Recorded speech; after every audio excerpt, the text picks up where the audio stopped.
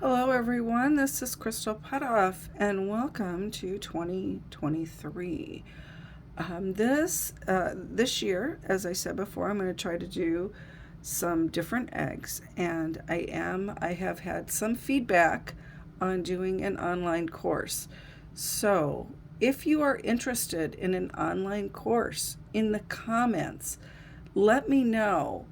Do you want a course that is where it's self-paced, where I put together some videos and you watch the videos and you try to do it, and then maybe once a week I do a Facebook Live or something like that where we can interact? Or do you want actual live in-person classes that are set up at specific times?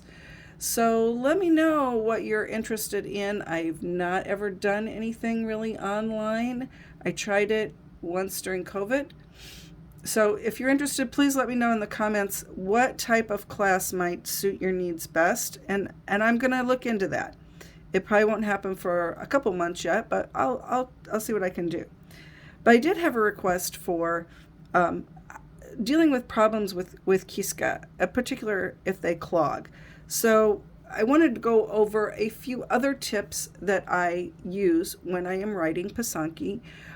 One is you really need good lighting. In my studio, I have an light and a magnifier that is attached to it. Oh, you're seeing like all the mess. Here's the magnifier. The magnifier is not lit. It makes a bunch of different kinds. Up here's the light. Anyway, but that's the setup that I use in here. I do have a smaller portable one that I take if I go to events, and on that one the magnifier is lit. They can be really expensive though. So you can just get, a good light and a handheld magnifier. That will work too. It does help when you're doing fine lines to look at it through the magnifier. It helps when I'm doing lines where I'm doing lines on where the egg is dyed black. It also helps when I want to make sure I have filled in an entire area, because as much as I think I have it all filled in, I usually find out I missed something. So it is helpful to have that magnifier. So that's one thing that I think is really important when you're doing Pisanki. Have good light, have a good place to sit that's comfortable for you. I'm using an old computer desk that was repurposed, and I bought an office chair at a garage sale, and that works for me. But you got to find what works for you. I'm fortunate I have a place where I get to keep it all set up all the time, so I can just come in, sit down, do Pisanki, and then walk away. I don't have to clean it up. Not everybody has that luxury. But kiskas, okay. These are two kiskas that I got from Ukrainian gift shop. The blue one is the medium. The white is the fine. So if you are heating your kiska with a candle, first I'm going to trim off a little bit of that.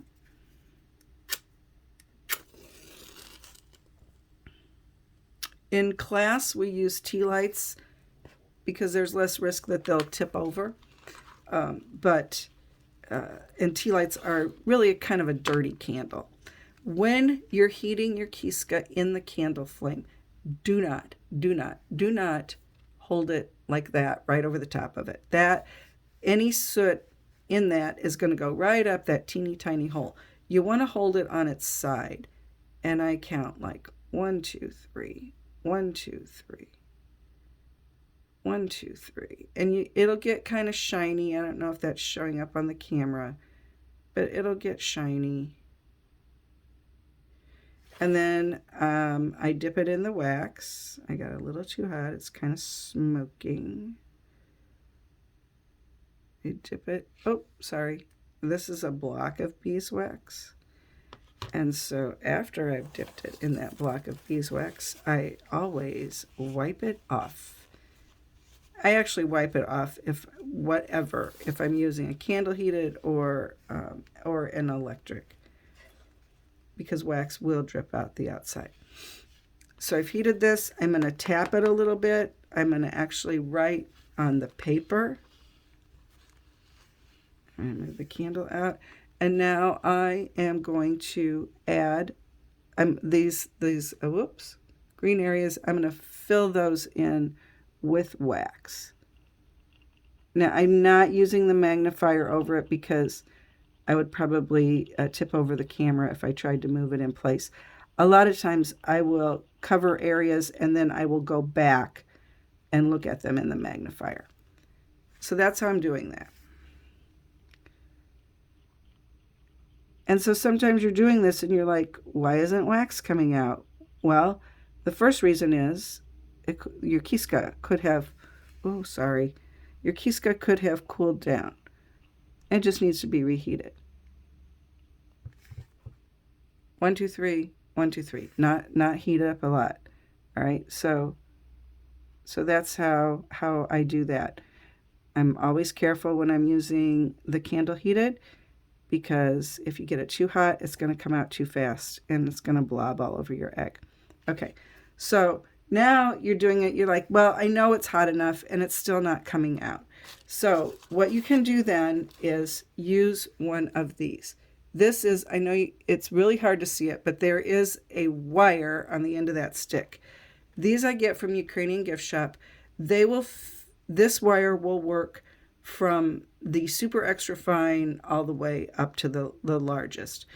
Ukrainian Accessories also sells wires. They sell 2 sizes. They sell for like the fine ones and they sell them for the medium ones. Anyway, so I'm using this. If you cut off piece of wire, add something to it so that you can see it. That's why this is on the stick, so I can find it. Don't heat the wire. You'll burn it up. So if you think your kiskas clogged, heat it up, and then you have to go in through the hole at the bottom, and that can be tricky. I gotta take off my glasses so I can see. And so it's in there, and then you kind of go up and down, and if there's something clogging it, this will catch it.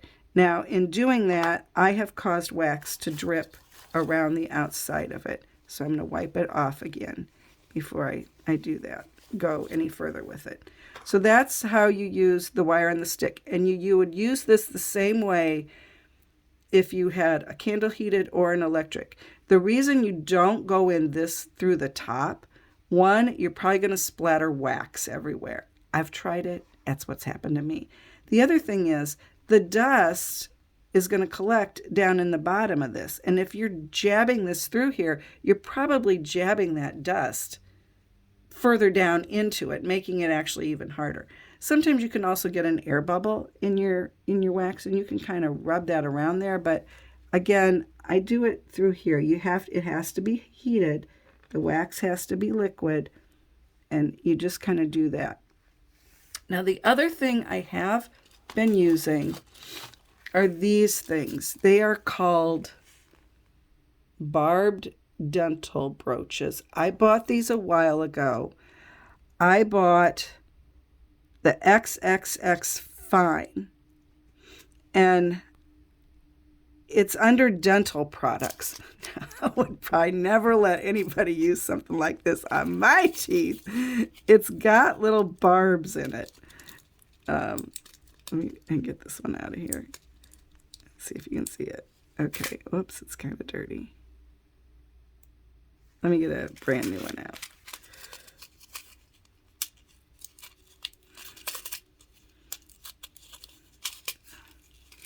So this was the white.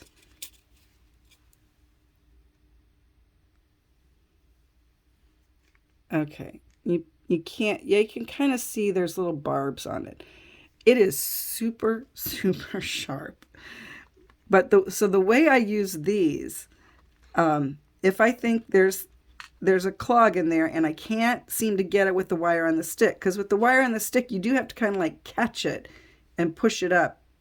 You'll see it kind of come up on the end of the wire, and then I grab it off with my fingers. But again, with this, it has to be heated. And then with these, you do go in from the top, because They are too, even this was the smallest size, it will not fit through the hole. So you go in through the top, and then, well, that, and then you kind of swirl it around. And can you see that was stuff that was floating around in there? Now to clean it off, I just kind of wipe it, and I wipe it this, whoops, I wipe it toward me and kind of pull it off. So these work really well. Now, another tip I want to show you. Somebody gave me this, made this for me, but you can use. I've actually got 2 of these. This is, I have all this stuff sitting in my desk. This is just one of those little, like, food tray things. When I teach, I give everybody one of these to set on their workstation, and I keep their eggs in it when they walk away so that their egg doesn't roll off. So here is, it's a magnet. These things stick to it. Your wire on a stick. This thing sticks to it. So, and then I have this flat magnet too. So it's kind of helpful. It keeps it all in there together, and I'm not like, where to go. And I do have to try to remember to put them back in there so they stay in there. But the magnet helps. So those are some tips with the electric, or with the candle heated kiska. One other tip, if you don't want to use a candle, you can use an alcohol lamp, which is what this is. So it's got the cotton wick in there.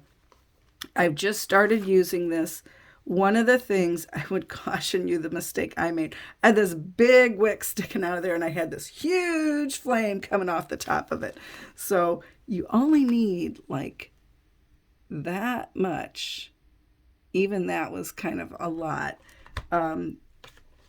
You don't get the soot, and oh my goodness, I am out of matches. Okay, got some matches. There we go. Okay, so it lights pretty quickly. You can see initially it's a pretty hefty flame. It'll calm down, and probably I really need to lower that wick even more. The nice thing about the alcohol candles, you don't get the soot from one of these candles. However, there's dust in the air. I don't care how clean your house is. There's just dust in the air, and this is wax in here, so it collects on it. I do try to keep my wax in covered when I'm not using it, but you know, it happens. It just happens. You get dust in there. I do know people that will use wax melters, and then they'll dip their kiska in the melted wax, because then any of the dust and debris will be falling to the bottom. You do have to have quite a bit of wax in there.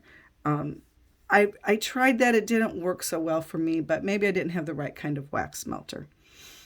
So same thing, you know, you heat it up. And again, I really need to lower this.